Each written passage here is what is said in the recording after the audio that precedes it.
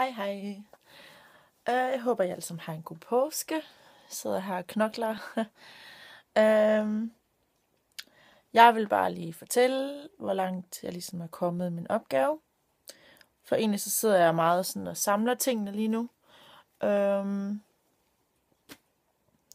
Og siden i går har jeg lavet nogle flere sider.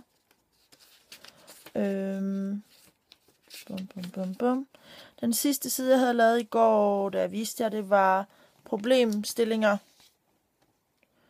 Og nu kommer der så en side, hvor jeg ligesom har udforsket skoleuniformer. Og de ting, jeg sådan set har snakket om, jeg har bare fået dem ned på papir, så de sådan ligesom er blevet samlet, og de ligesom kan se, at jeg har været igennem de her ting. Og det, jeg egentlig har skrevet sådan til sidst, det er sådan tanker omkring det er børn, teenager og deres alder, argumentation for uniformer på skoler, hvad kan de unge lide, og hvad forlanger skolerne, design enkelt med et edge, om der skal være noget gadget omkring sådan noget iPhones, iPad og sådan noget. Det er sådan noget af de tanker, jeg var igennem der, og hvilket minder mig om, at jeg skal have lavet. Det skriver jeg altså lige ned. 2 sekunder. Jeg skal da selvfølgelig have lavet en side, hvor jeg undersøger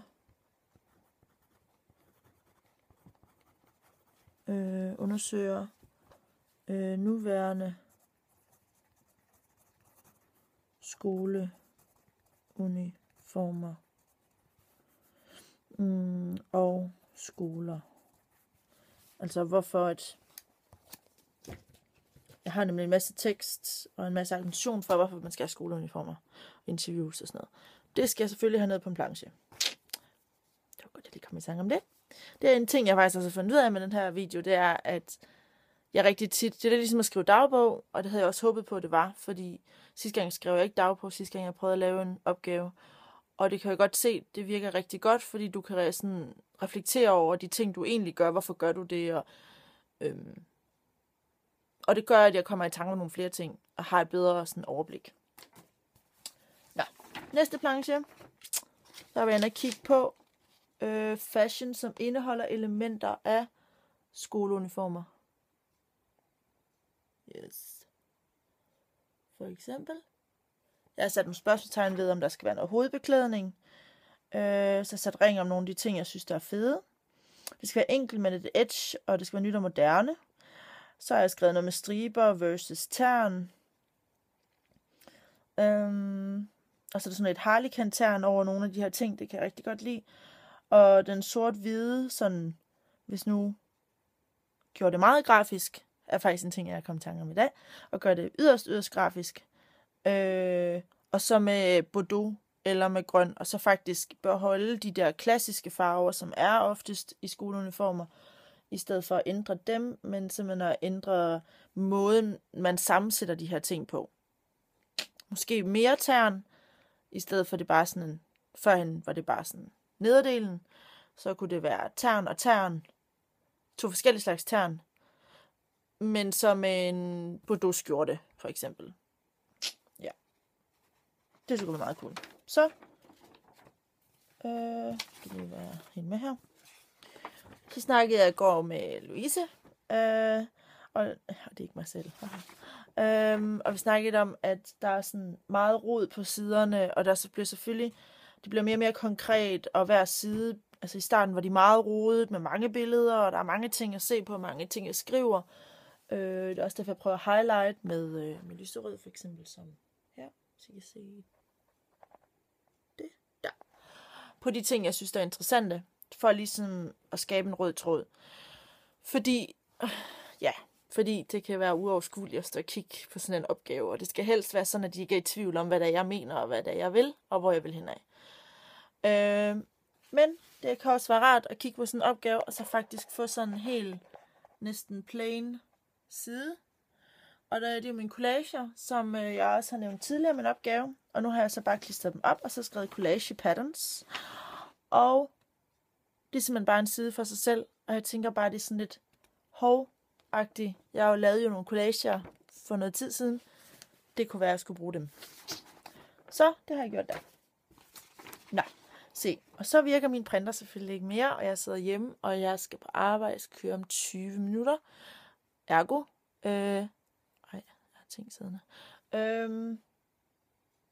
Den printer kun lyserødt og lilla ud. Det er bare fedt. Så i aften, når jeg kommer hjem fra arbejde, så skal jeg faktisk ud på skolen, for jeg skal låne deres printer, og det er rimelig vigtigt. Så jeg havde jo troet, at jeg kunne sidde her og lave collager. Nu er der ikke mere tid, så lige meget. Men jeg har fundet nogle farveprøver, i forhold til nogle farver, jeg også prøvede af før. Så det er sådan noget kopi versus mine, så har jeg lavet sådan en masse marker, afprøvninger her over en af mine collager. Det er faktisk lang tid siden, jeg har gjort det. Det er sjovt nogle gange. Så det er sjovt, fordi jeg har gjort nogle ting nogle steder, som på det tidspunkt har været okay, men det er først nu, det giver mening. Det er helt vildt mærkeligt, fordi det har jeg jo ikke. Det tænkte jeg, at jo, det er fint nok. Men det er så fedt. Jeg har jo allerede ændret mening igen, jeg er i gang, men jeg kan stadigvæk bruge det, jeg har brugt. Så det er en fantastisk proces. Jeg håber virkelig, de kan se det på papiret, fordi det er virkelig fedt det her, at man kan gå tilbage og så sige, der var sgu da lige den her ting, og den var jo mega fed, og det vidste jeg godt, den var, da jeg lavede den. Men nu kan jeg bruge den til noget, hvor det giver endnu mere mening. Altså, hvor det ikke bare er sådan et ude i tågerne, eller jeg ved ikke rigtigt, at det ser fedt ud.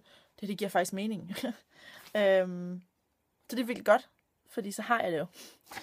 Så det skal blandt andet på, sammen med nogle ting fra nettet af, som jeg havde fundet. Jeg har fundet det, jeg skal bare have det printet ud. Og så har jeg fundet noget mere inspiration på nettet, og jeg tror bare, det er bare for ligesom... Det tror jeg bare, jeg har brug for. Især i forhold til herrefashion, fordi jeg skal lige kigge lidt på habitjakker og sådan noget, og finde ud af, om det skal være det. Ja. Så der er en side der også. Så er der alle mine gamle tegninger, og dem er der mange af, fordi jeg fyrede bare en masse idéer af, som jo igen, jeg kan bruge som en måde at sætte mig hen på, hvad det er, jeg vil. Men blandt andet, så lavede jeg dem her for eksempel. Det kan jeg godt huske, jeg har vist jer. Og har lavet en masse tegninger. De skal bare printes ned, eller kopieres ned, og det skal jeg også gøre på skolen i aften. Fordi at de behøver ikke at... Altså det er jo mange A3-sider, jeg har her med tegninger og idéer, som ikke er de endelige resultater, men som er nogle idéer, der fører hen til de rigtige idéer. Bla, bla, bla. Nå. Så jeg har en masse plancher her, som jeg skal have lavet. Når jeg så er færdig med at lave de 3 plancher, jeg mangler, så skal jeg have lavet...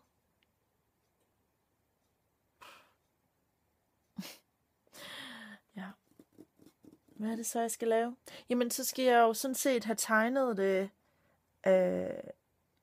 tegnet det flot. Altså, jeg har taget selvfølgelig nogle beslutninger, træffet nogle valg. Jeg ved det nok bedre, når jeg har lavet de her 3 plancher. For jeg tror lige nu, der bliver det sådan noget med en slags tern her, for eksempel, versus stribet, buksedel, benklæder, nederdel, kjole, et eller andet.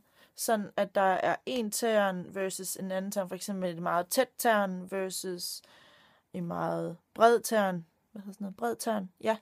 Med sådan store felter. Eller stribet, eller sådan noget. Og så som jeg siger, et eller andet Bordeaux, eller en petroleumsblå. Faktisk den her buksedragt, jeg har på i dag, den her farve, den har jeg også valgt som en af dem. Ja.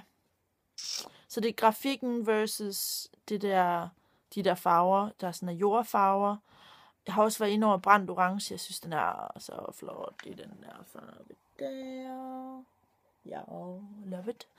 Men den er også ret vild. Igen, så skal det også være sådan lidt nede på jorden, fordi det er stadigvæk skoleuniformer. Tænker jeg, det er.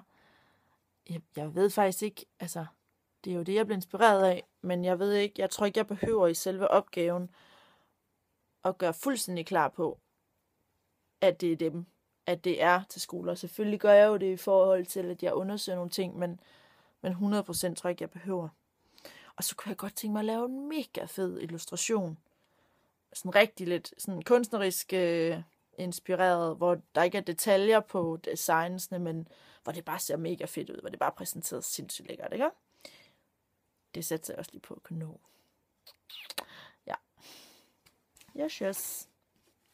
Ja, så det, så jeg kan godt høre, at jeg er jo godt i gang, og det er blot tid, der mangler. Jeg satser på, at jeg nok kommer til at sidde den halve nat igen, hvis ikke den hele nat. Og så har jeg jo en portefølje, som jeg sidder og laver i InDesign, program inde på computeren. Og det skal jeg jo også have lavet færdigt.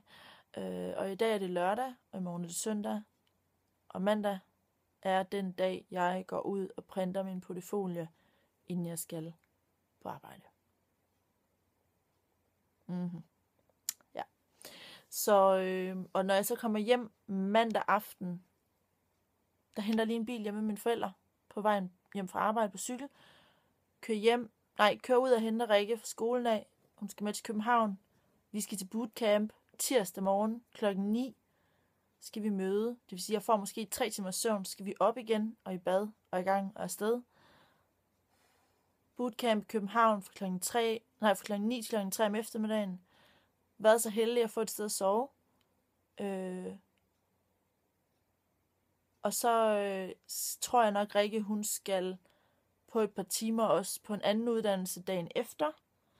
Heldigvis så bliver det jo 20 grader, så det bliver mega fedt at komme til København, for vi tager først hjem torsdag morgen, hvor vi kører forbi Kolding og afleverer vores Kolding-opgave.